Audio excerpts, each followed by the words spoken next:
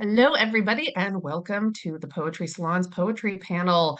I am super excited today to get to talk to three editors of three of my favorite journals.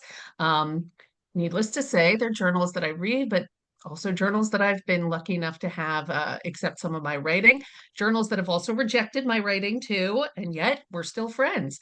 Rather than me introducing all of these editors, I think I'm going to go in the alphabetical order and just ask the editors to introduce themselves and the name of their journal. And this is a thing that I am so curious about. How did you settle on a name? So Constance Brewer, C and B. I think that's alphabetical order. That means you go first. Hi, I'm Constance Brewer. I'm the editor of Gyroscope Review. And Gyroscope, I like science, I like math type stuff. And I had one on my desk for the longest time, and it's like, that'll make a good name. It wasn't any hard thinking going on there. We wanted something different and unique. Uh, I started it with Kathleen Mickelson, and we batted names around and decided that we liked Gyroscope as a name. It's different. There we had to search and see what else was out there so we wouldn't have the same name as something else. And luckily there were no gyroscopes at the time. Right. Awesome. Thank you for that. Next on up, I think would be D. Danowski. Mark Danowski. Go ahead. Hi everyone, Mark Danowski, editor-in-chief and founder, I suppose, of One Art, a journal of poetry. So One Art is, as many are aware, a reference to Elizabeth Bishop's famous villanelle. There's some other Easter eggs kind of in the journal related to, I don't know, some of like the logo material. But as far as settling on the name, many times I'm just sort of I think you just have to do these things and then later you kind of reflect and you're like, I don't know if that was the move. But I think so. I like the name. I tend to make jokes that it's sort of one art is like the one ring to rule them all. uh, which I don't totally mean, but I did want it to be a bit of an umbrella thing, so that I could publish work that sort of was on the gray area of poetry. Sort of like all art is poetry and all poetry is art. So yeah, there's something to that. I will Right. say, as a lesson learned though, is, naming a poem after a villanelle when you primarily publish free verse has confused a lot of people. And so initially I received a ton of formal poetry. Also, like, everyone and their mother thinks it's a good idea to send me a twist on the poem One Art. So they'll open a cover letter and say like, I love the poem One Art. And you're like, yes, you and everybody else. And then they're like, here's where I did a riff off of it. And you're just like, oh my God. So that's enough for me for now, but thank you. Thank you No, for thank having you, me. Mark. I'm going to come back with some follow-up questions on that, but yeah, that's exactly what was going through my mind. So, lesson learned, I guess, or that's a lesson we can all learn from this. And yet, I'm just going to say, like, I love One Art as a journal and as a title. So, Thank you. I'm happy with that choice. Haley, what about you? Hey everybody, I'm Haley Haugen and I publish Sheila and a Gig online and Sheila and a Gig editions. And I discovered the little Sheila and a Gig, I don't know, creature, figure, the medieval figure. I was in a bookstore in Ireland looking at a woman's dictionary of sacred objects and symbols.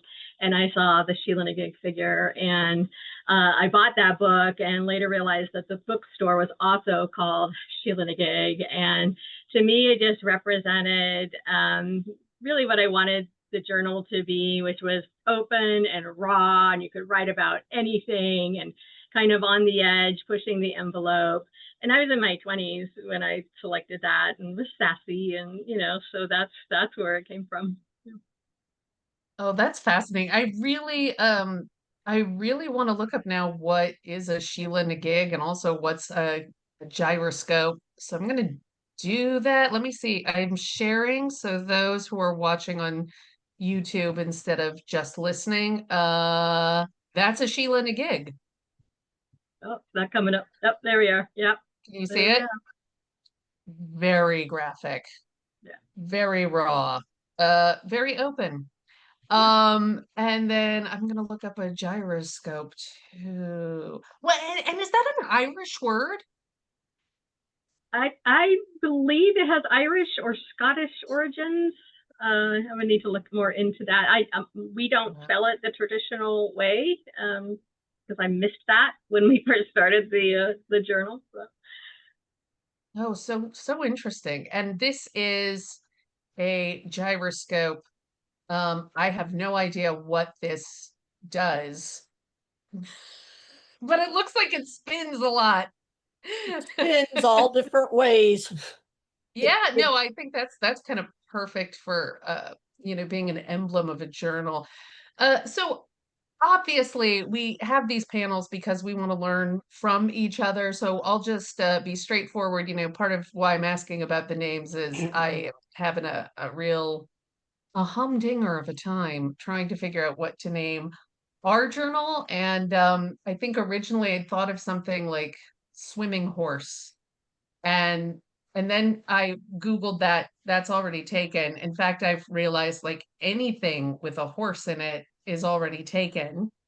Half of the publishing presses in the world today reference horses, and the other half reference moons. And so I thought, well, what about horse moon or moon horse? Both taken. Um, so now I got to look for something a little, I don't know, more unique. I was thinking, Mark, I thought, oh, One Art is so great and it's named after a great poem. What are some great poems I love? But then I started worrying, like, oh no, will people think they can only send me poems that are like that? And I want something that's very open and has really diverse representation of styles and backgrounds and all that kind of stuff. So, anyone who comes up with a great possible name for a press, you are welcome to put it in the chat or write to me with ideas because right now I am overwhelmed with possibilities and none of them have quite hit me like, yeah, like what you said, Constance, just like, yeah, that's the right name, You know what I can send you, Tricia, is Yeah. an ongoing list in my phone app of sort of jokey, not all jokey, semi-serious things that feel like either band names or children's books. So my husband and I have this ongoing game, I guess, where if we say something interesting, we say that's a great band name.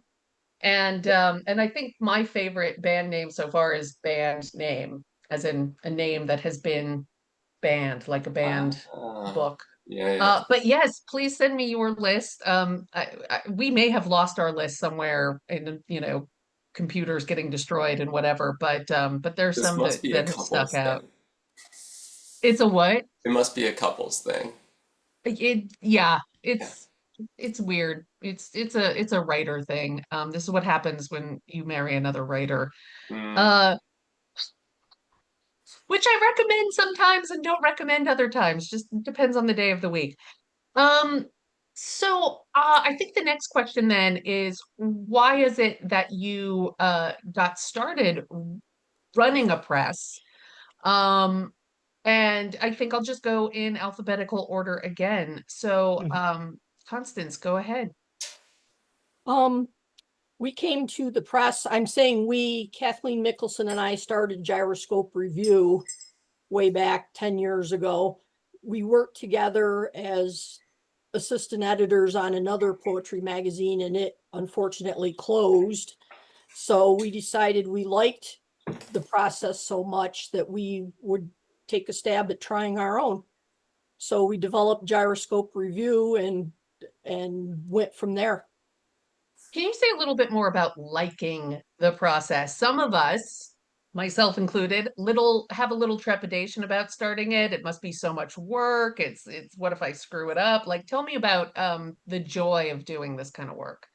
It is a lot of work and you will screw it up, but everything can be rectified.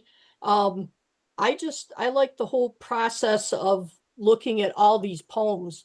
We get so many poems and it's like Christmas every time we open one. You know, what's it going to be? What's it going to be like? Is this going to be the magic poem that just sets my world on fire and stuff? So it keeps you coming back for more every time you do that. Every I, issue, reading all that and yeah, finding those gems. I love that analogy. That's nice. Yeah, each poem. That makes me feel better about sending you work. It's a little Christmas present, you know. It is. Hopefully you like it. And Mark, what about you? So, well, first let me say, so Constance, you and Kathleen worked for Everyday Poems, right? Yes, we did. And that journal was my first publication, so thank you for Oh. that. That Great. was, yeah, way back in I want to say 2008 or 2009, so that felt good. Um, but yeah, okay, so wait, so we're focusing here on uh, why are we choosing to do this sort of work with our lives? Yeah. Yeah.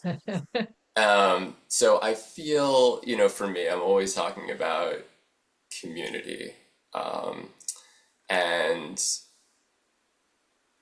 I think a short answer to this is sort of a desire to create a literary magazine and develop the sort of community that I was seeking Mm. as a poet. And so basically, that's the short answer. I have a much longer answer that we could get into, but that would be the short answer. Okay. All right. Thank you, Mark. And Haley? So I was an undergrad when I started Sheila Gig, the print journal, in 1990, and it came out of the fact that my friends and I couldn't get into the campus literary journal at Cal State Long Beach, and we thought we know all these great writers. We were in this great community, like Mark's saying, and so I started it, and it grew, and I kept it going for 10 years.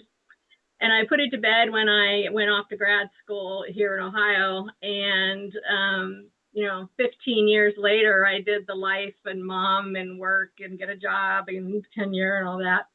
And I realized I was adrift. I felt very unconnected, and I hadn't written poems in those 15 years, and I had worked on some literary journals through universities, but I hadn't, had that work of being that key editor. And so I started it back up in 2015. I put that call out for online submissions, and the whole world of poetry had changed by then because Yeah. it could be online. And so that would, changed everything for me. And yeah, it really was that community. I didn't know what was going to happen when I put that call out, but I heard from people we published in those 10 years in the 90s, and just like lots of, new people, but also meeting other editors. It's part of that community, I think, for editors as well, because you can. I could email Mark and say, have you ever seen this? Have you ever heard this kind of response, or what do I do with this? And but yeah, but also, knowing where to send your work, learning, who likes what I like. And, we publish a lot of the same people, and not too, which is great and part of the community. So that's how I kind of got back into it, and not realizing it would be as special as it's become. Now I've been doing it online for 10 years. So it's pretty cool. I can't imagine not having it. So. That's wonderful. And I realized when I put this together, I don't think I had asked any of you if you knew each other, but I'm coming to understand, yes, this is a community. And of course, with the magic of social media and stuff, I kind of feel like we all kind of know each other. I go to AWP and people will be like, "Hey, Trisha," and I feel famous because I'm like, "Oh, that's right. I've commented on your post. You've commented on my post. We've never met in person, but I read Yeah. that poem you wrote like 3 months ago." I mean, it's just like the world kind of shrinks and we do all sort of know each other whether we've met in person or just through our connection through the literary world, which is really fun, I think. Um, yeah, and Mark, how great that Constance was one of the first people to publish one of your first poems. I mean, it's such a coming full circle kind of feeling. So, It is. um, yeah. Let me go this time, I guess, in reverse order, counterclockwise, just so we don't get too tired out here. But I want to know, Constance said you said that opening submission is like opening, Christmas present, and you don't know if it's going to be the magical one or not. So I am really curious, and I think this is the $1 million question for everyone who's listening. What is the magic poem? What is the thing that makes you want to publish a poem? And I guess also conversely, like, what is it that really turns you off? So, Haley of Sheila and a Gig, go ahead. So for me, I'm very drawn to narrative poems, and this is kind of funny because I received a rejection recently from a publisher who published my work in the past, and he said, we're no longer publishing this kind of narrative stuff that has, no poetry in it. And I wondered if it was a slam against Sheila Gig when they said that, because we do publish a lot of narrative work. But for me, I love a good narrative story in a poem, but it's got to hit my gut. It's something in there got to punch me some way. And for me, part of how it does that is through voice and image, and that's what I write on the website too. Is like I'm looking for a strong voice and that image to grasp us. So that's what I'm always drawn to. And, I think the journal has grown a little bit beyond that because I've started having some outside curators as well. And I think that's helped not make Sheila Gig just those poems that punch me the right way. We do have poems now that are all image and, less narrative and, that they do different things. But I do think there's a kind of poem that Sheila Gig is kind of known for. My curators kind of know that too. They know that you get a feel, right, for a journal, Yeah. and it's not that poems can't make it in as or don't fit those parameters, but I think what my best advice for writers is that just remember that editors are human. We do have bias and we do have preference. And sometimes we're just tired too, and maybe we miss that good poem and we don't have infinite space either. So, sometimes we do miss some that, could make it in, another day Yeah. or another editor, but yeah. Let me ask a little bit here, and I guess this is maybe a silly question, or can you say a little bit about what is a narrative poem? Because I feel like sometimes I'm reading work and I am wondering, like, what is that line between lyric and narrative? Sometimes people are writing about something really short, like, going to the mailbox. Is that a narrative poem? Or, can you say a little bit more about that for you, for your taste? I think for my definition of narrative, it has a lot to do with the accessibility of the piece, the everyday kind of conversational language, and that you can write a poem about going to the mailbox, and find something there. So it has something to do with length for me, but just that level of kind of the everyday and finding something relevant in those kind of moments. Mhm. And so a lot of these things could be traditionally defined as lyric, right? As, a single speaker, a single moment, a single, moment of emotion, that kind of thing. But I'm okay with a little bit of story woven in. And I'm not talking prose poems. I'm just talking I don't know, a kind of down to earth, conversational, everyday kind of thing, but elevated to the level of poetry too, right? The poetry still got to be in there, right? So Yeah, that's where I'm coming absolutely. from. Absolutely. All right. So Mark, you're in the middle, no matter which way I go, left or right. So So go ahead and give us your answer to the question. What are you looking for, and also what turns you off in submissions? So much. So lots to say on this. And first I feel like it's important to say we do have, there are like 7,000 literary magazines, and so there's niche for everyone, right? So I don't know. I feel like it's kind of it's okay to be a little bit of a hater in the politest way because people will find a space somewhere, So like having strong opinions about what you like and don't like works just fine because like everyone will find their place somewhere in the community. Like whether they're like an insta poet or like highly experimental or like just whatever, like likes to do concrete poetry, which is something I almost always heavily dislike. But yeah, so wait, first though, second, I suppose, I feel like Haley touched on something that feels really important, which is there's just a huge difference, I think, just from experience, having also worked at well, a biannual. So Schuylkill Valley Journal did 2 issues a year.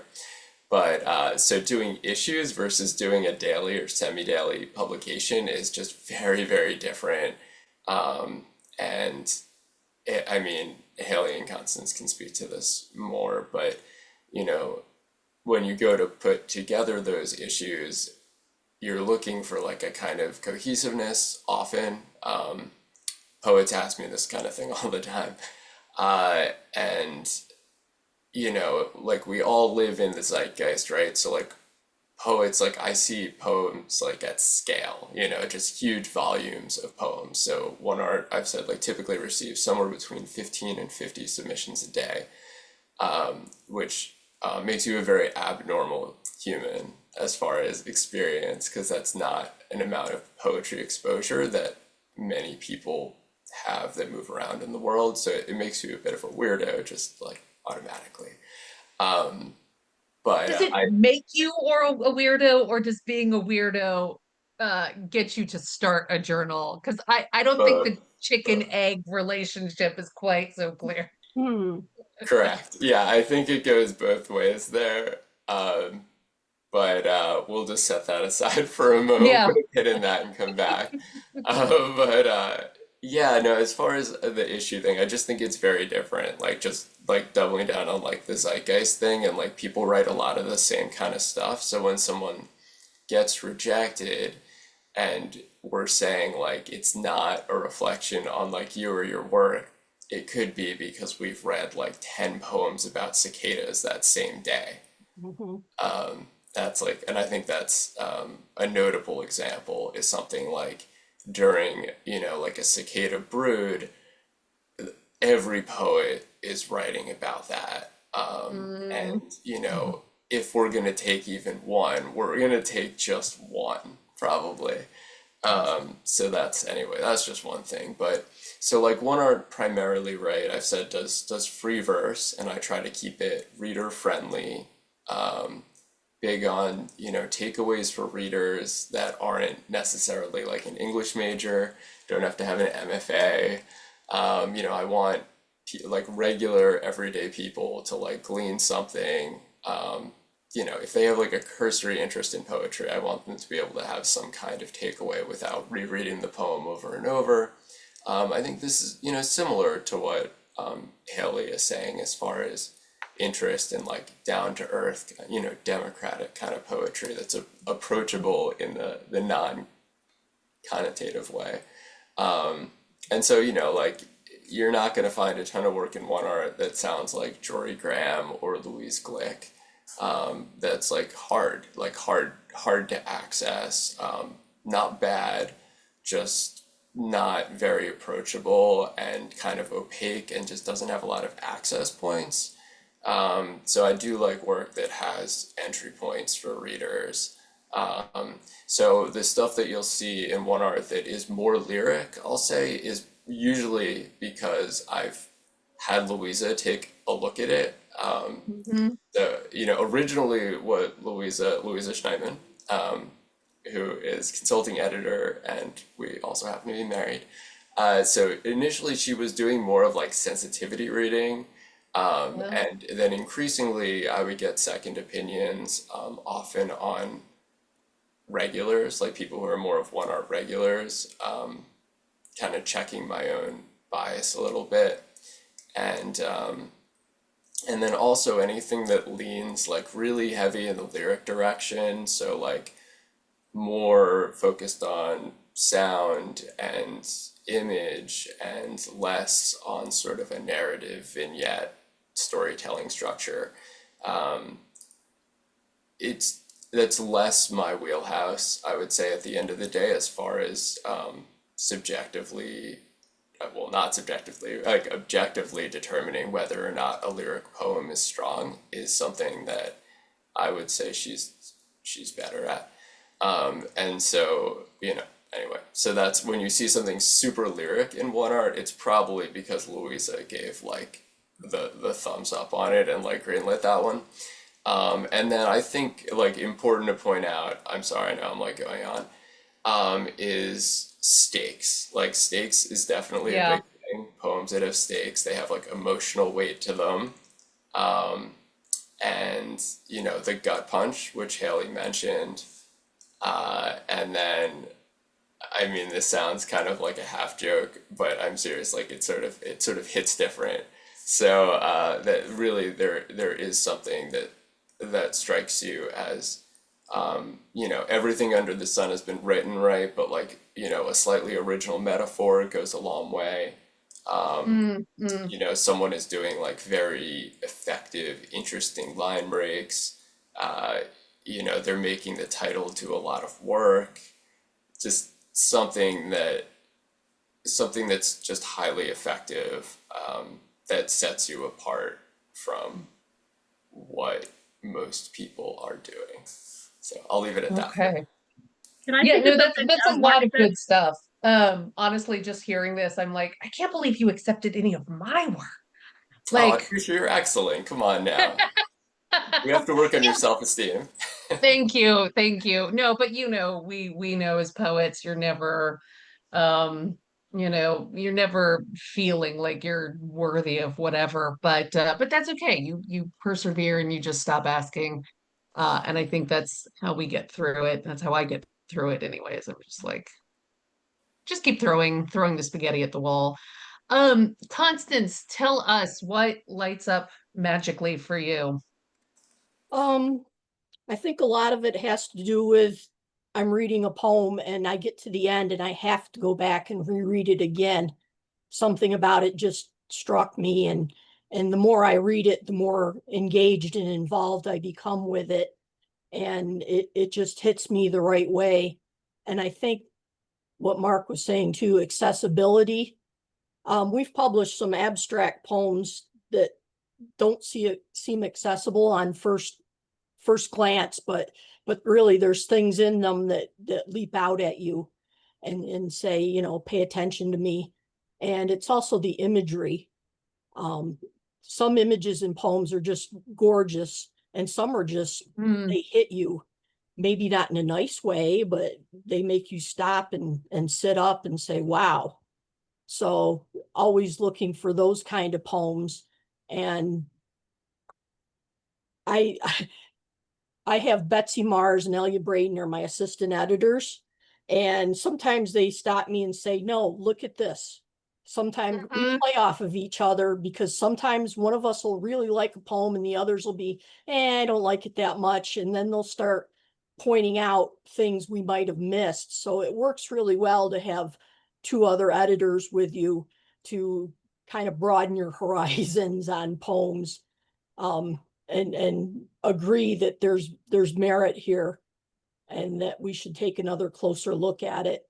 And we have a lot of arguments and a lot of agreement and back and forths on different poems when we're putting together an issue. And like Mark was saying, all of a sudden we can get 15 ocean poems in a submission period.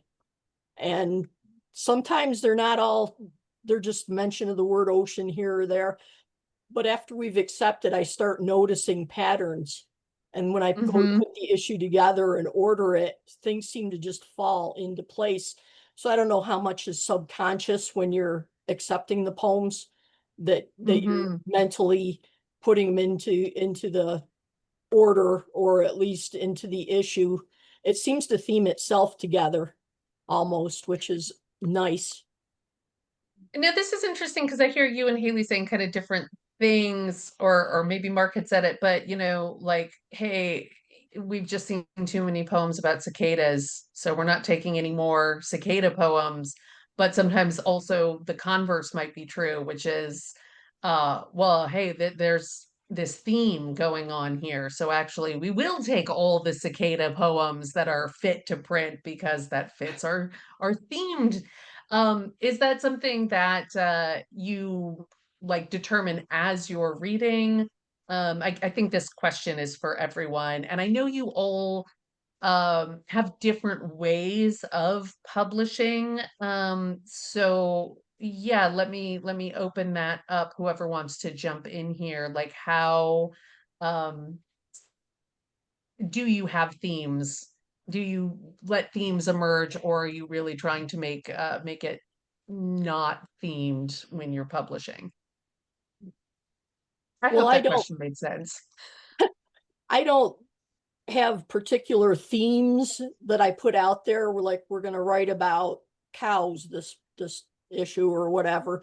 But I noticed that the zeitgeist that Mark was talking about, poems come in batches that have a lot of the same underlying tones going on with them.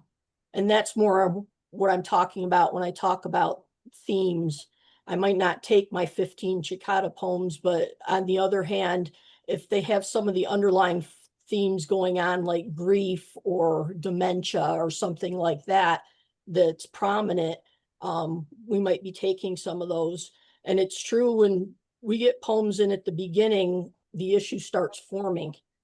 So if you're coming in on the very last day, we might have already gotten what you're putting in there, and we might not want another one.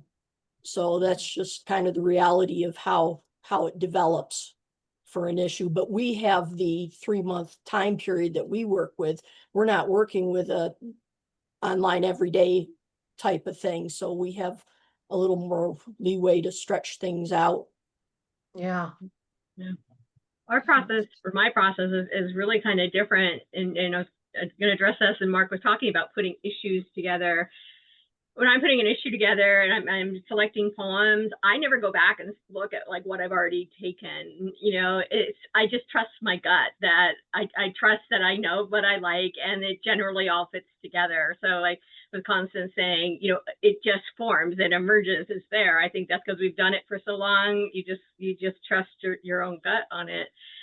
But I've noticed that when I've had curators, so Gary Glauber curated our fall issue, and he talked to me about his process as he was doing it, and he's like, it's really starting to emerge, and I'm feeling some themes, and he did kind of do it more that way. He selected poems that kind of went together, and I like it, I take it, I like it, I take it, I like it, I take it, and then I do everything alphabetically, because I just couldn't handle the work of trying to put themes thematically and everything. So our issues are always alphabetical, in part because of that.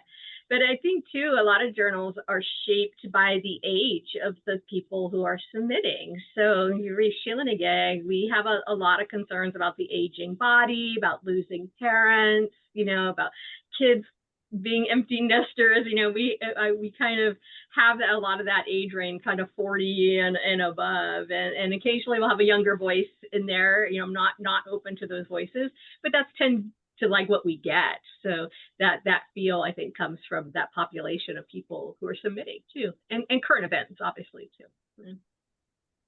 Yeah. Okay. And Mark? Yeah, that's an interesting note on demographics. One art does skew older. I think that's like a little bit of just my taste, and also just that the reality is that, more mature writers just produce better work. It just seems to be the actual reality. So I think when I was a little younger. I don't know, maybe I didn't get that, but it's weird.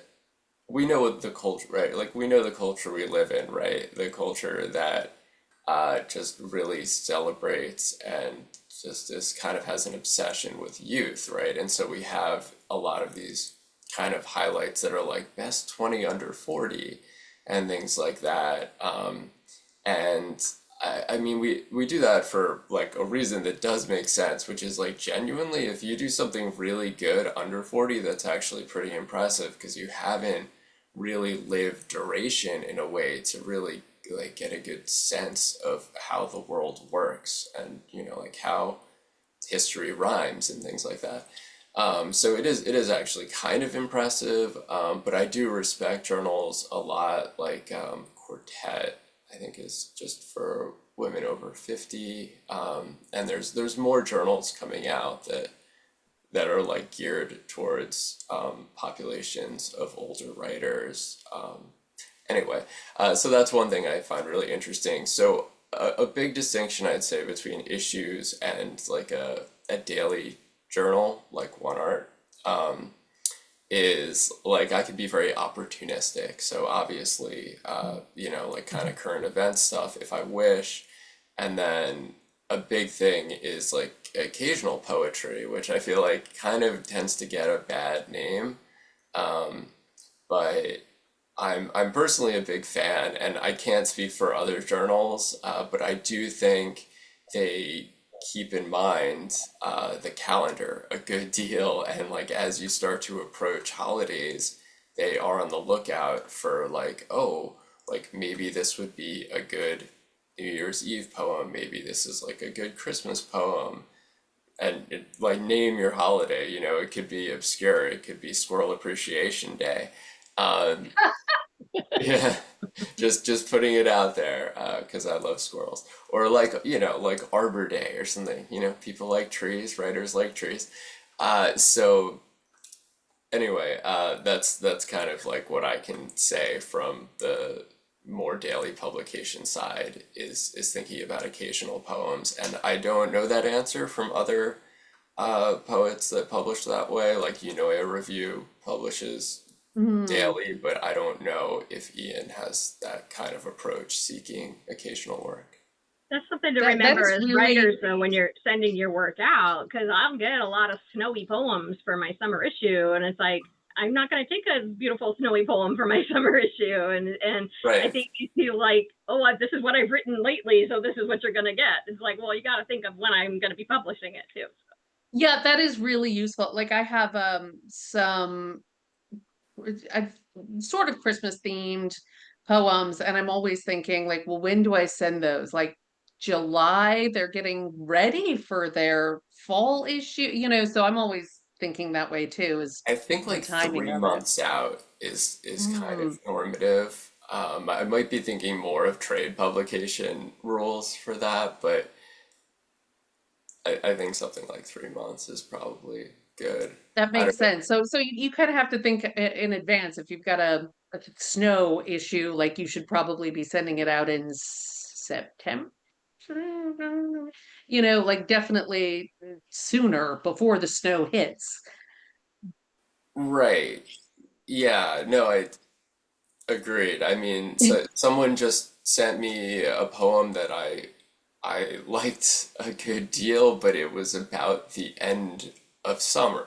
And I, Mm, have we're literally right there and the schedule is very packed and it wouldn't align well if I sometimes One Art sometimes has more than one poem in a day, but I've, tried to pull that back a little for various reasons to kind of keep generally to either keep the emphasis on like one writer, unless the pairing seems particularly good. Uh, but yeah, like if someone sends something last minute, it's not always ideal. that makes sense. This is the traditional point in any film thing I do where I say, I forgot to get my charger. Hang on a second. Which I think brings me to my next question, and we've touched on it a little bit, which is What is it like working with others? I said before we started um, that I have to do work with other people because I need someone to do things like remind me to charge my computer, have my charger ready. My little sister is a Virgo and I am a Pisces. And my sister is the one who keeps things organized. And before we leave the house, she's the one that says, "Do you have your charger? Yes. Do you have your keys? Do you have your cell phone?" And I go, "Yes, yes, yes." Then I get home and I write to her and I'm just like, "Hey, I actually don't have my charger. I thought I did, but I didn't bother to check. Can you mail it to me?" So I need people around to help me keep organized, but besides that, like what are some of the other benefits or reasons to work with other people? Anyone can go. I'm not gonna call on you. So just yeah, whoever has a thought and wants to jump in there. Well, I had already spoken about how nice it is to work with the other two editors because we complement each other on our Hmm. different tastes and we can open each other's eyes. But it's also having those sets of eyes on the magazine before we put it out to find the typos, to find missing pieces and everything. So we're helping make the issue the best it can be that way. And that's important to us to make sure we have as few mistakes as possible in there because I can't catch everything and being kind of ADHD, sometimes my mind will skip right over a part that I should have been Yes. paying attention to, but one of the others will catch it. Thank you so much for saying that, Constance. That makes me feel so much better. Because I am very much like that, as you saw. I love Substack for this reason, because it used to be if you sent out a newsletter and realized you'd misspelled something or whatever, you have to go back and send it again with a correction. Now on Substack, I love that you can just go in and edit it and everyone else sees the correction without needing to send an apology email. Um, but that's helpful. Uh, and I hope I have this correct and I hope I'm allowed to divulge this information, but I heard from one of your editors, one of your co-editors, that you have a policy where everyone gets one poem that they can choose to add to the journal even if no one else likes it, like Yeah, one that you get to pick. Can you say a little bit about why you do that and what's been the benefit of that? that's our get out of jail free poem. We get Yes, yeah, yeah. one per issue, because sometimes one of us feels very strongly about a poem. We want to champion it. The other two may not feel quite as strongly, but we want to give each editor the opportunity to showcase something that's important to them that they Mhm. thought had merit. So, not that we didn't think it had merit, but they really liked it and they want Yeah. it to be in the issue. Has that prevented some fights, I hope? Um, we just when we're going in the issue and those last few days of deciding what to take, we can always throw out at each other, we'll take it as your free poem. Yeah, So it can get a little heated that way, but no, I think it helps us to know that we can pick something we really like and put it forward. And we do try to talk each other into it, explaining the merits of all the poems that we decide to take. yeah, But when it comes down to it, I have my opinions, I have my likes and dislikes, and they may not match. So this is a way of making it more fair to all. that's really useful. And I assume you don't do the opposite where everyone gets a veto, like I refuse to be associated with a journal that publishes this poem. Like, have you ever had that issue come up? Uh, yes and no. Okay. Well, when that happens, what do you guys do? We just move on. All right. Okay. Well, I happen to know, and I'm even related to one of your co-editors, so I know that you guys are all wise enough people who have enough handle on your feelings that you can probably do all this work without coming to fisticuffs. So I suppose having good co-editors who can be diplomatic and reasonable probably helps with the process. It helps that we're in different states also. It's all done on Zoom, so you can't actually hurt each other. That's useful. Thank you. Mark, Haley, do either of you want to chime in here about working with other people and what that is like for I'll you? say a little bit. So since we're talking about astrology signs, I'm a Capricorn and I'm very detail oriented and I work really well alone and I'm a homebody and it's my happy place to just lose myself in this kind of work. And but Sheila like overtook me and got much bigger than I thought it would. I didn't expect to start a press, for example. And there's no way that I could do the journal online without my curators. Now, there's no way that I could do that work. And when Barbara Staple first started curating, she's our associate editor, and she started curating me. She's had quite a few issues. And when she started, I had a hard time letting go of the control. So she would like just kind of post her thumbs up and thumbs down. And I would go through, yes, yes, yes, I agree.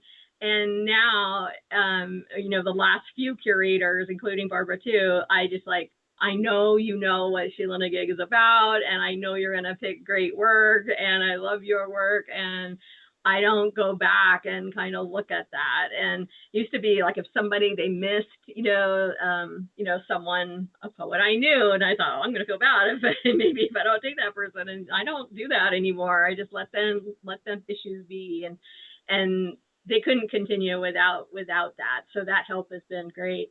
And with the press too, last summer we put out a call. It was our first open call for book submissions. And I asked 10 of my Sheila Gig authors to help me read those because there's no way I could handle those either. And that was amazing as well. And of course, I did go back and reread those books for the thumbs up and thumbs down.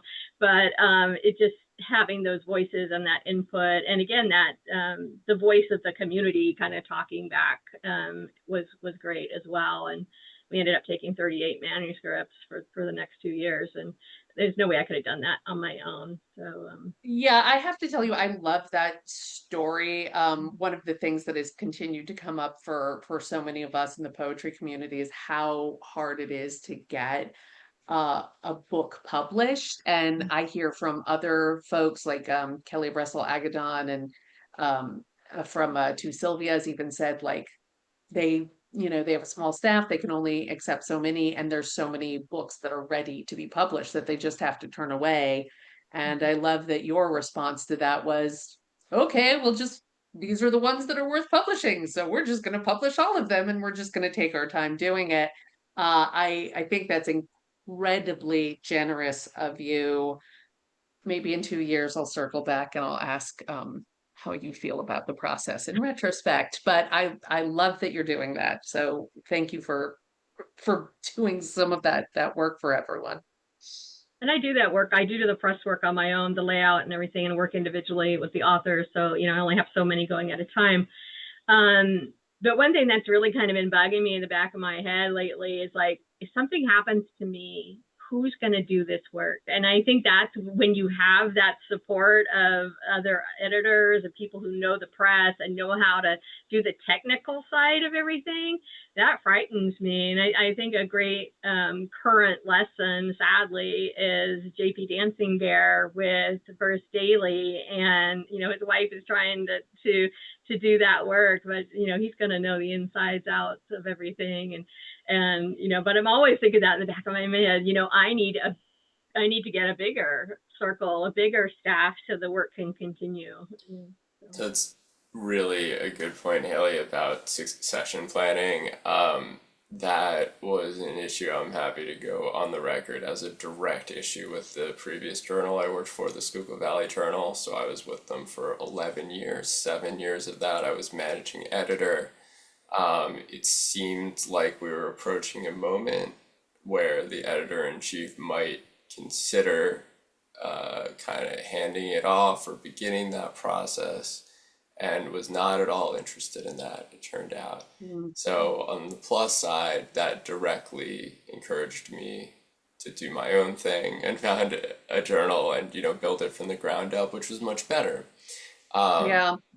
But I do think there's a lesson to be learned there. I think a lot of other people on the staff, I'm not going to speak for them, but like, are a little disgruntled about just the way things are handled. And anyway, that's part of the collaborative process. But just to kind of pivot, my initial thinking, just hearing from both Connie and Haley, and just thinking about this, is I didn't really realize at the get-go with one art that, I mean, okay, I do prize solitary time and solitude, but it's pretty lonely. Like, people speak to that as writers in general, but like, this is a lot of time just on your own with your head down, especially like the volume that I've spoken of for one art, just going through submissions. And it's,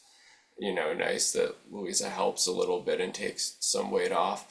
But as a one person operation, essentially, it's a lot. And I think, just having spoken to a lot of other editors, something they've noted that they value, that I'm sort of realizing in hindsight, is the collaborative process, and that, like, that's kind of like a pro-social thing to do, and we live in a time with like a loneliness epidemic. And it's, I think there's a lot of value in collaboration, and it's like, you sort of take losses together and like celebrate victories together, right? So there's something Yeah. really positive about that. Just leave it at that for now. I have so many more questions, but I do realize, like, speaking of being pro-social, I did promise the good people who are here on this call that they could ask questions too.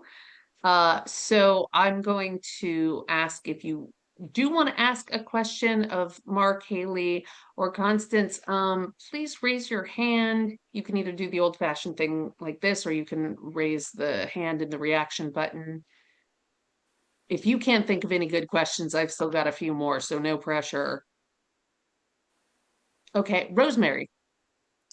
And please don't let the question be, why didn't you take my poem? That's the one thing I'm going to Okay. ask we not get into here.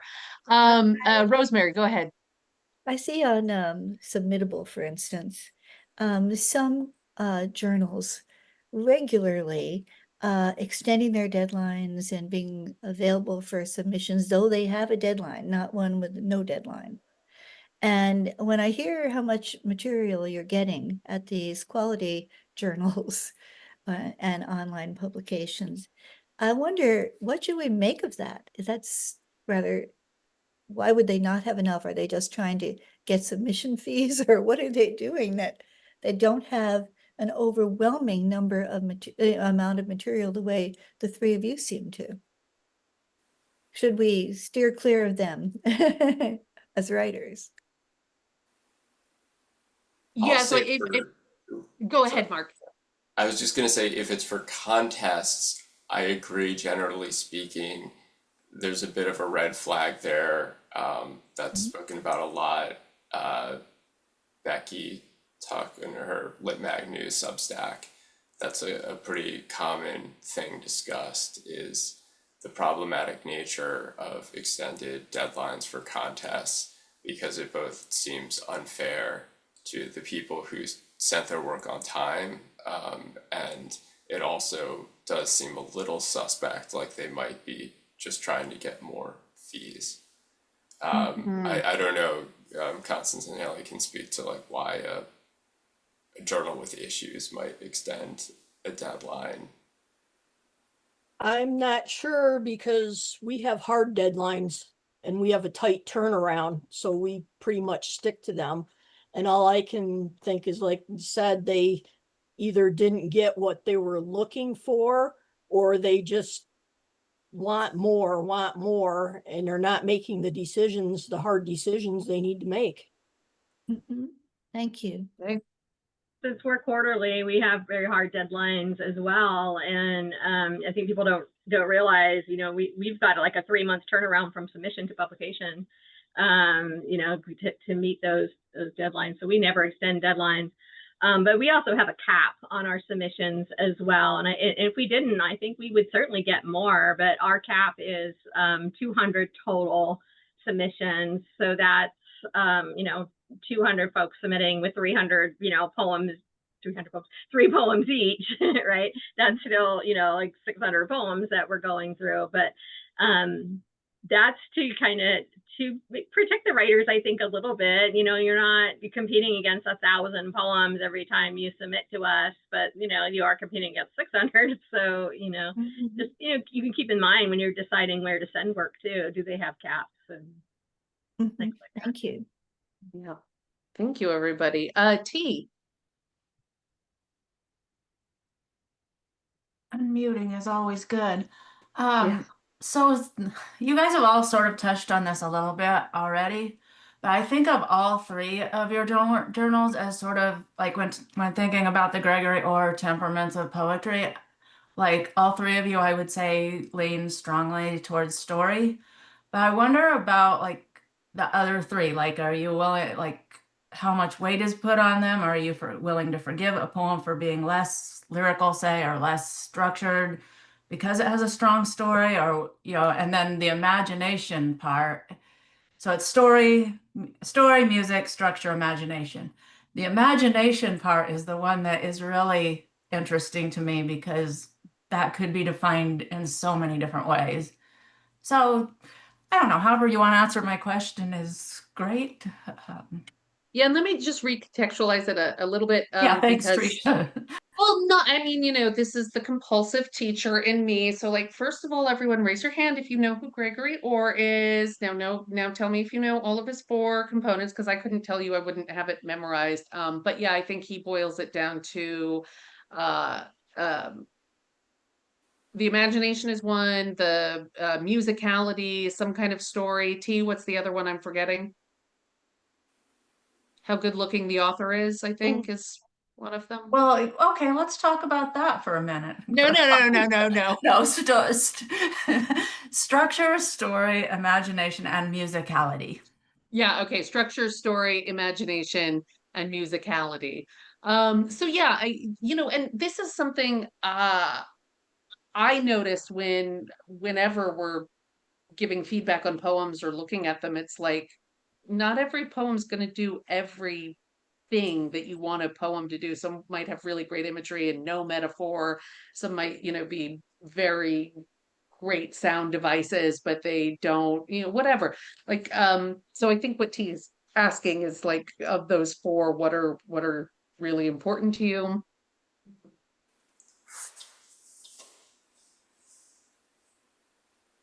And especially imagination. I'm wondering what we're thinking by imagination in this context. Like, what did Orr really mean by that? Yeah, one thought that I have as everyone's scratching their heads trying to think of the answer here is one thing that I noticed, an anecdote, I showed the anthology of poems from the Poetry Salon community to a relative of ours who's not really a poet aficionado, and they were like, "Oh, Trisha, I actually like the poems in this anthology." And I'm like, "Oh yeah, that's nice. What do you like about them?" And he's like, "Well, they're not really poems. They're little stories about people's lives." And I'm like, what poems have you been reading? Did you only think it was like Shakespeare and that everything was all metaphor and sonnet and thou and thee and thither? Like, there's plenty of contemporary poetry that's just about people's lives. You know, there's plenty of poetry that's very autobiographical. Definitely the confessional, you know, is really popular, as opposed to, I guess, poems that are making some huge imaginative leap that you know, says something that is not something you could verify really happened. It's I mean, not surrealist regard what poetry would be like say. really, really far on the spectrum. Sorry, Mark, go ahead. Just making a little jest there. I'm appreciating what I'm seeing in the comments here. I have a lot of thoughts on this. Um, I don't know. This is really making me think of Gerard Manley Hopkins for some reason. Um, hmm. So this might seem somewhat tangential, but and this actually came up the Poetry Space podcast that Tim Green and Katie Dozier host.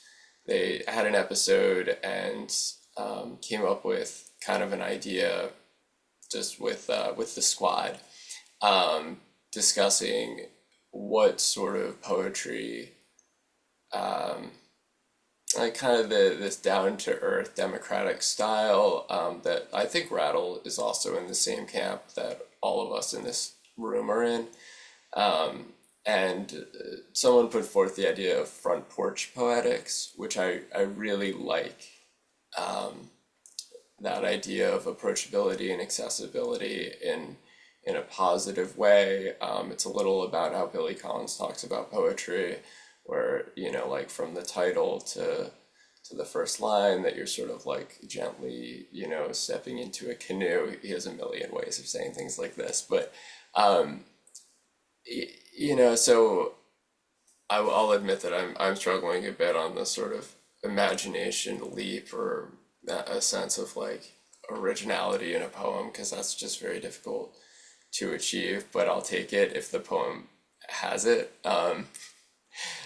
But yeah, I so the structure one, I'm a little fixated on, because what it gets me thinking of is sort of avant-garde things like the Poetry Magazine would do, or a more experimental journal, where people like get a little excited about structure in poem, as opposed to like a linear narrative. And that's typically like not my fave. I've This just ends up in me like just being like, and here's another thing that gets on my nerves.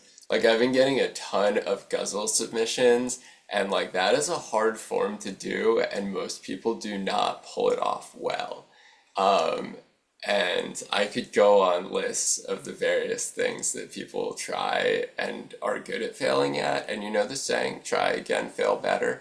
But it's, structure is hard, form is hard. Other thoughts before I just really start shitting on like people sending me slush and me being like, they're really not doing a great job here. I'm a little disappointed.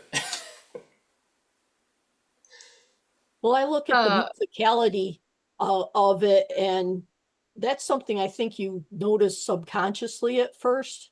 When mhm, you're going through the poem, it's pulling you through, and little, you know, things are getting into your brain, and then when you go back, you can.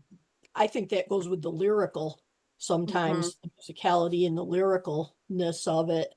An imagination, like Betsy says in the comments, an original way of expressing something, original images, or a twist that we hadn't seen coming, and take a common saying and then twisting it around so that, mhm. and to me, that's still the musicality. You're still turning people around and having them think different way than when they came into the poem. Yeah. That's absolutely, I love that. And just to play off of that, I think that's an important thing that you do in poetry, right? Is you start somewhere and you go somewhere. Like the poem travels somewhere. And if it doesn't do that, or you already know where you're going, that's typically not good.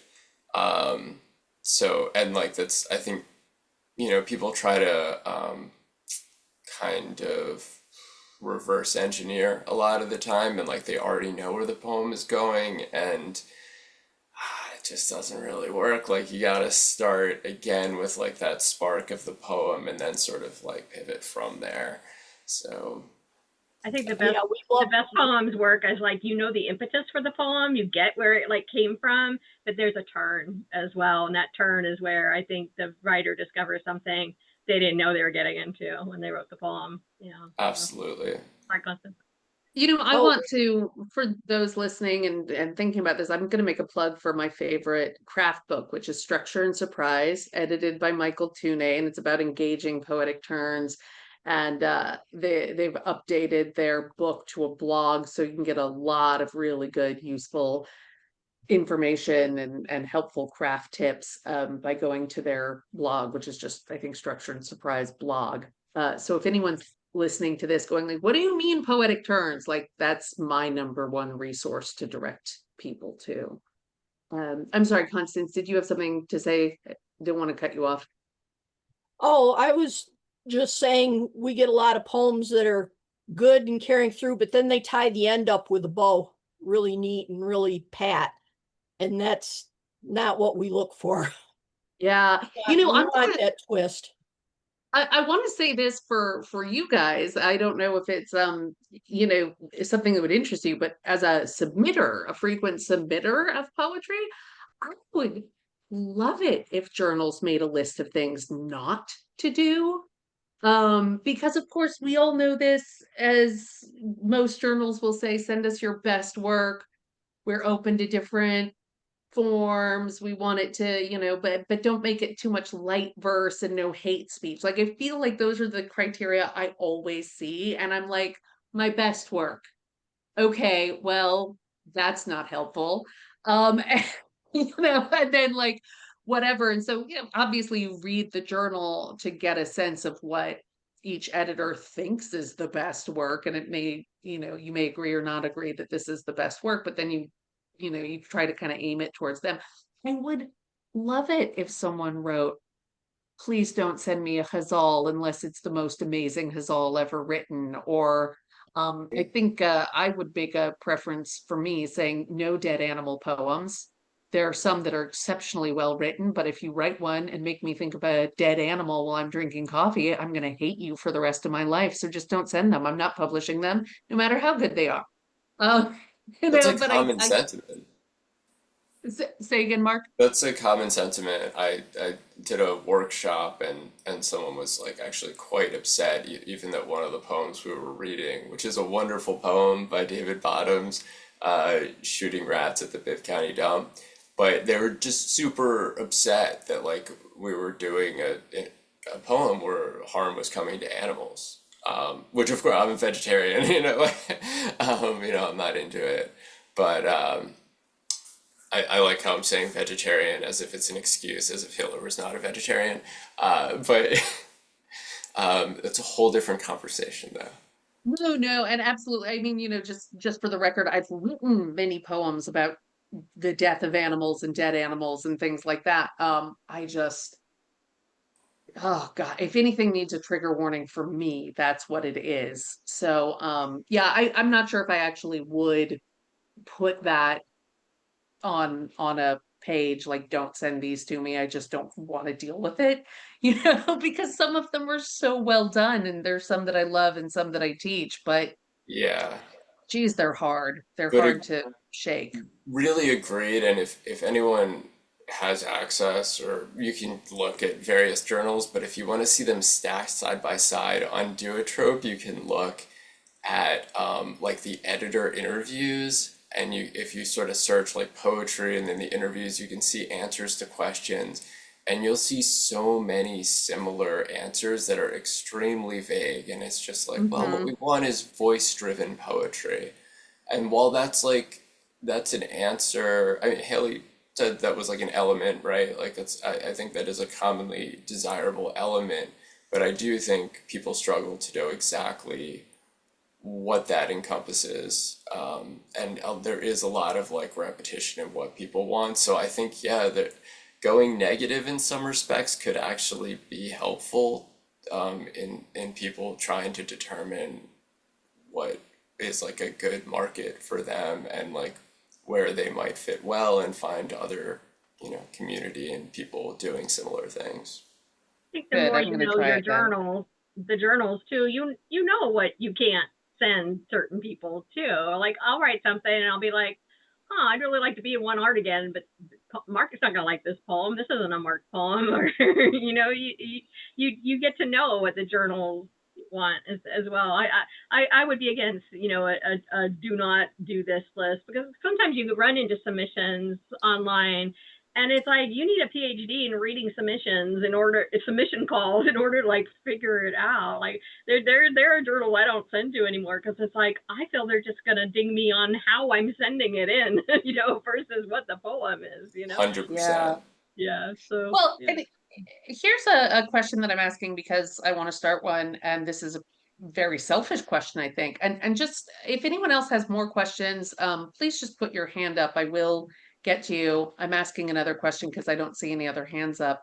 Have you ever, or is there something you can do to try to both limit the number of submissions but still maintain equality? So for example, if you didn't want to read 1,000 submissions for every issue, but you still wanted to make sure that you were getting a healthy number of submissions, I know, Constance, you have the themed issues, you have the Crohn's issue, I think once a year, isn't it? Yes, that's Yeah, coming. does that like restrict the number of submissions you get? Well, we use submittable and we have a cap on our submission numbers. We don't hit it very often, but we do hit it, and the next month it resets. So, that gives us a little bit of time to go through everything we've had and read it and get ready for the next influx of poems. That's useful. That's a nice logistical tool there. Thank you. Mark, Haley, any thoughts on that? Yeah, just the submission cap, and we always meet our submission cap, but it's only 200, so it's and there's always plenty to choose from. Okay. All right, that's useful. I'm still tinkering with methods to, I changed it from 2 months to 3 months to sort of distance, and I try to make the form rejections a little more obvious. Like I like them to be very nice, but there's Hmm. ones that are a little colder, that are purposefully meant to kind of dissuade. I would hate and love to get a rejection that was just so like, hey, don't submit to us anymore.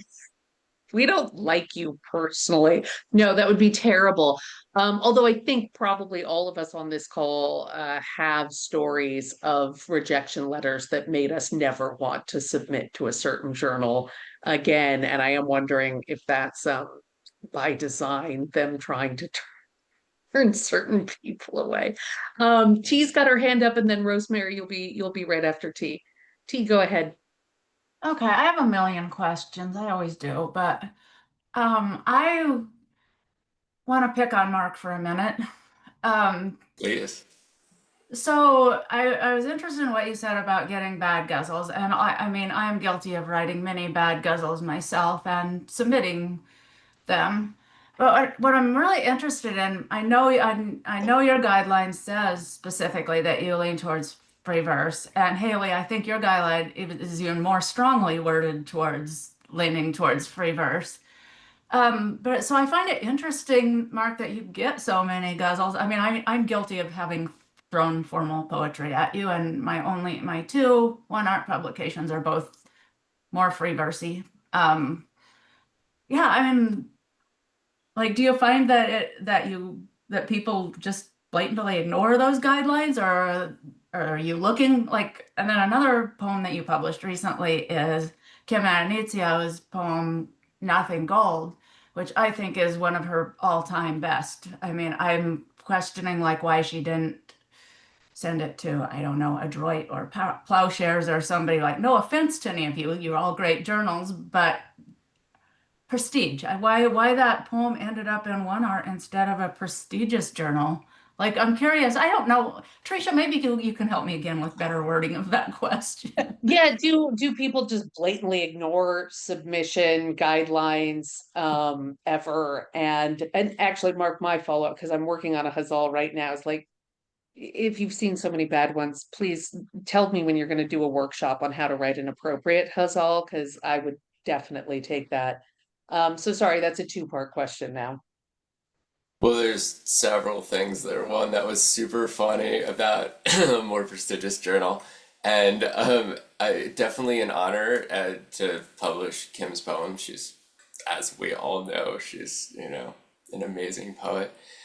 Uh, yeah, no, that's an excellent poem. Um, so the reason I think is people, like many submitters, right? They have tiers. Not Kim. I think Kim was just being sweet and thought that it would be like a nice poem that fit the tone of one art in that case. But generally speaking, I'll say that I have a sense that one art gets a lot of submissions that were just rejected from Rattle. Um, and I know that that form is extremely popular to send to Rattle because they've sort of championed doing it for a while. Like they've talked about it a lot and shown interest in it, and so I think goes back to the zeitgeist thing a little, and the literary community being quite small and the poetry community being a smaller subsection. And so, when people get into like a form, you end up seeing a lot of it. So like there was like a time when like people were writing a lot of duplexes, um, depending on, I don't know, if someone like just did a workshop like that was very popular on like persona poems, and you're going to see a bunch of persona poems. Um, I don't know if that like partially answers the question. I don't know. Everyone says that word differently, but as far as like guzzles go, like I don't really fully understand how they operate. To be totally honest, I find it complex. Um, and so yeah, I'm not in the position to teach a workshop on that. It's sort of I like it when it works properly. You know what I mean? You can tell when people know a form, know how to break form. You know, just you gotta be like quite good at these things in order to appropriately use them. As a one more note on this is One Art's guidelines opened a little from like really emphasizing free verse to also including formal work that reads in the style of free verse after I had a conversation with Nicole Caruso Garcia, who's an excellent formal poet, and sort of reminded me that like, oh, Mark, you really actually do like formal poetry, just like when it's done really well. And the reality is most contemporary poets do not really write in form or don't have like a great tradition of it and haven't really been taught it or haven't really figured it. It's harder to figure out on your own sometimes. Yeah, if I can put that, and again, I'm thinking with teacher brain, like what does this mean for us, and what are our homework assignments? Is if you're writing in a form that's become very popular, uh, you're now going to be in competition with all of those, and sometimes that makes it even harder. Like I imagine after Diane Seuss and her book Frank, which is all sonnets, came out, I know I was tempted to write all sonnet length poems. And probably what that means is everyone's seeing a bunch of sonnet sized poems. And so like, well, now not only are you trying to compete with all the poems that are being sent in, but now you're also competing with all the sonnets, and some people are going to do them better uh because that's their jam. So like it's really better maybe not to follow fads. For most of us, it's better to do what we do really well and be as authentic to us, to ourselves as possible. I mean, that's just, my 2 cents. But Rosemary, I think you had one more question, and then I know we're actually going over, and it's Sunday, and hopefully you guys have, banana pancakes to eat or something. So I don't want to take as much time with you as I know we could spend talking about this. So yeah, Rosemary, what is your question? Yeah, I have a thick skin story. You have to have a thick skin, as we all know, to receive all these quote declines and still keep going.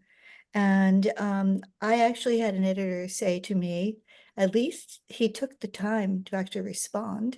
And he said, if a sonnet is a golden cage, you need something worthy of being enclosed in it.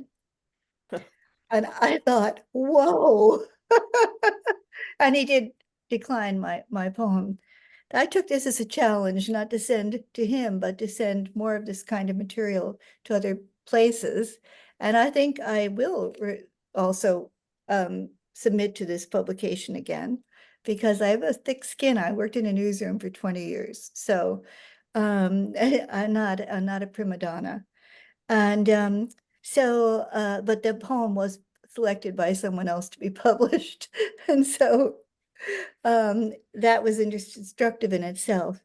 But the practical question I have is that when a submission is called for and it says 3 poems, 5 poems, however many, um, is it an advantage, as I'm assuming that it is, to have poems that are related to make an impact with the editor? I would say not for us. It can be 4 totally different poems. What I don't like seeing is when people just send one poem and we like aspects of it, but we wish there had been more of this poet's writing so we can look through it. If they're all related in theme, that's great. We've taken, I think, 3 from one poet because they were so intertwined that it worked just really well. But no, I like seeing different stuff from people. A comedic one, a lyrical one, different. You don't know what's going to hit us on what day, what we're in Thank the you. mood for. Thank you very much. That's interesting, because I felt pressured to try to somehow make these connected to, my little opportunity to show someone 3 or whatever it is. Thank you. That's me. I don't know about the Uh-huh. other guys here. Yeah, We don't have anyone a want to we don't have disagree a with preference. Constance? Yeah, sorry, Trisha. We don't have a preference at all for that. Sometimes when we take, more than one poem from someone, they might be really different or they might have similar themes. So, just whatever you want to send. It's fine. Thank you. Yeah.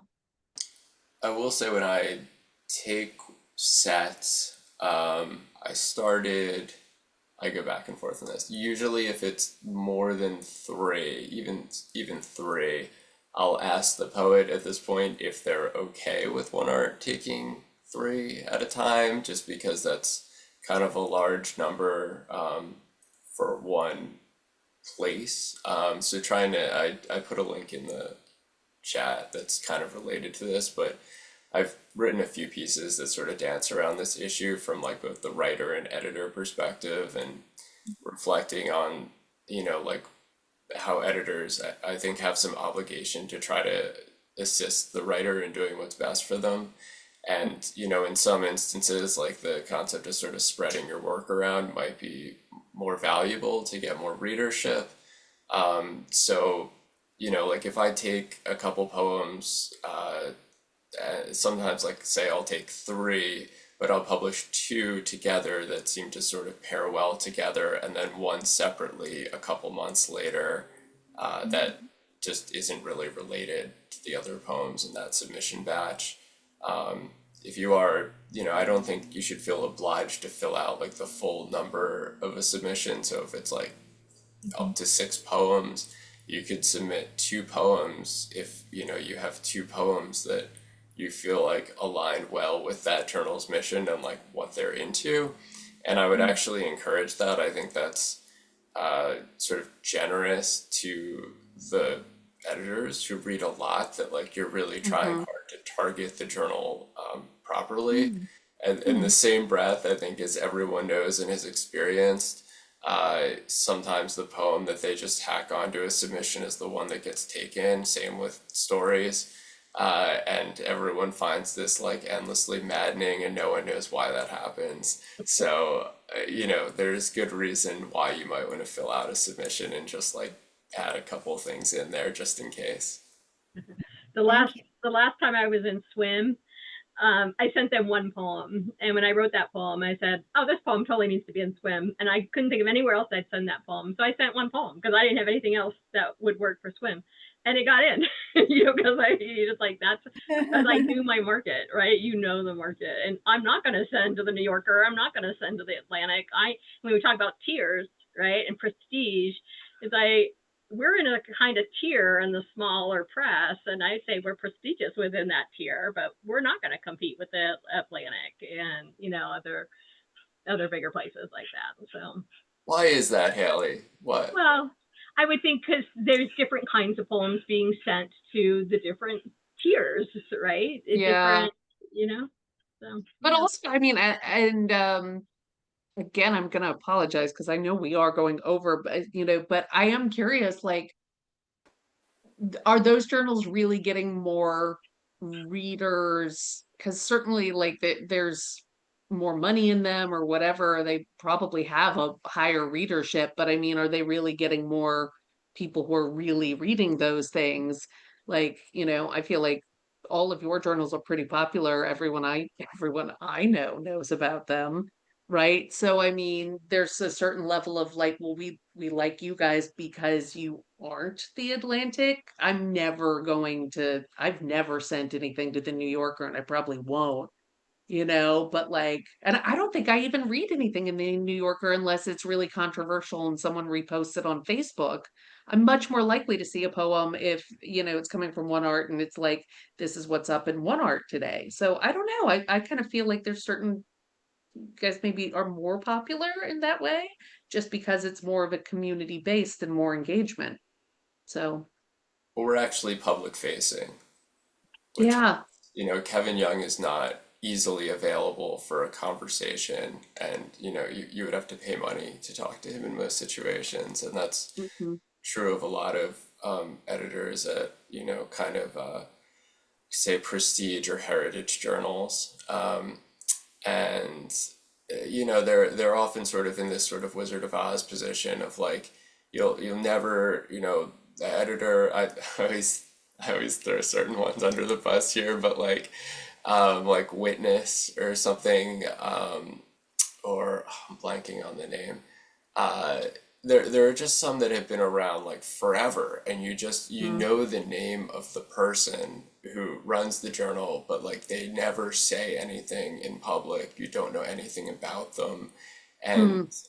I don't know. That's never been super appealing to me. Conjunctions was another I was thinking of. It's like it's Mhm. just very mysterious. It's sort of like a large language model, like it's a black box. So like you don't Yeah. know what anyone's thinking, and that's just not really appealing, especially I think in our modern culture where there's like an expected level of engagement, to have like a human connection with people. Yeah. All right. Well, I like this. I mean, I'll just say I went to LA for a little while and really found what I love about the literary community is that it's so accessible. And I feel like this is sort of a thing that's happening in the zeitgeist. People want more small micro influencers and engagement, as you said. So I don't know, maybe you guys are all hitting on or or actually creating the next big taste that we're going to have. Like, we're all going to be looking for the smaller people that are more approachable and we can actually do these kinds of things where we talk about what's important to us together instead of like the Wizard of Oz behind the curtain. So that's nicely put, Mark. With that said, I know we've gone over, but I am wondering if we could take another moment and I can have each of you read a poem of your own. Because I'll just say this, I think. You don't have to go searching for it. I'll pull it up, the ones that you sent to me. I do find this to be an interesting phenomenon where I think I knew all of you through your journal before I knew you as poets, which I guess is, I don't know if that's good or bad, but it is what it is. I found about you through the work you're doing curating other people's writing, and so I want to make sure we get a chance to hear your actual writing. So with that said, we'll do alphabetical order. Constance, would you read A Wine Dark Sea? A wine dark sea. The room crowds with the flotsam of a lifetime. My father floats here, sorting used envelopes by color, size, saving any with my mother's handwriting. At 81, he is adrift, lost in memories I can't share. Hands tremble as he collects utility bills, sorts them by year. Bottles of pills cluster on the counters, sandbags stacked against a rising tide. The TV drones. Flipping from old movies, he finds a program about the Coast Guard. I envy those who jump into the unknown and rescue others. That's not me. I'm stuck on shore, barefoot, surrounded by shells, watching as my father embraces the undertow and recedes to a space as distant as the moon, vanishing point on a remote horizon.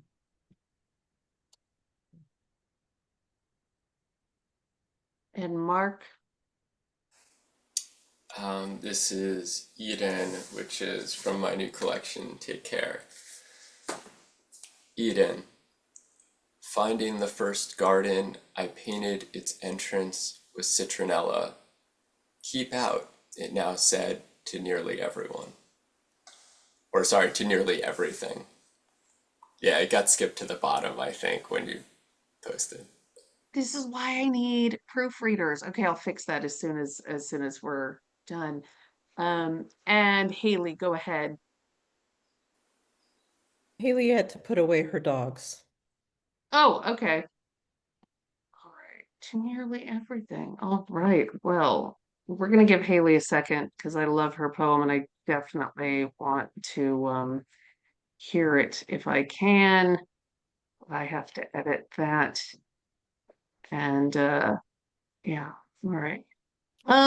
I think I should say something about the psychology of creativity. This is true. I have a master's in the psychology of creativity, and there is some research that the more disorganized you are, the more creative you are. Not lying, not making that up. But boy, when I found out that statistic, I was like, yes, I'm going to quote this for the rest of my life. Haley, are you back? I'm back. Can Sorry you about that. read? Yeah. Got a gardener out back. The dogs are going crazy. So this piece, when I wrote it, I hoped Mark would take it, and he did.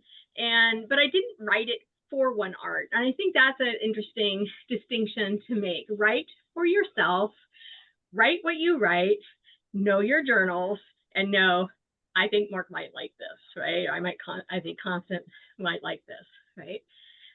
So that's where this one came from. All right, so generosity. There are some for whom chores are sacred. They accept each gift of laundry, weeks of dorm grime schlepped home in molding duffel bags, fold reverence into each fresh from the dryer seam. They bake their own bread, meditate while it proves, or whip up 7 different kinds of salads, each family dinner a communion of leafy greens. A firmly tucked sheet, a gleaming guest tub, all acts of domestic devotion, an enlightenment I've failed to achieve. I remain agnostic, scoff even at the notion of grace awaiting in the depths of the daily grind. When the gray mouse arrives during the cold snap, I am unmoved by any spirit of cleanliness to lay out sticky traps, cannot face that moment of anointing his little paws with vegetable oil to set him free. Instead, I listen to him scratch his way across countertops, crackle of cellophane, clink of spoons in an unwashed bowl.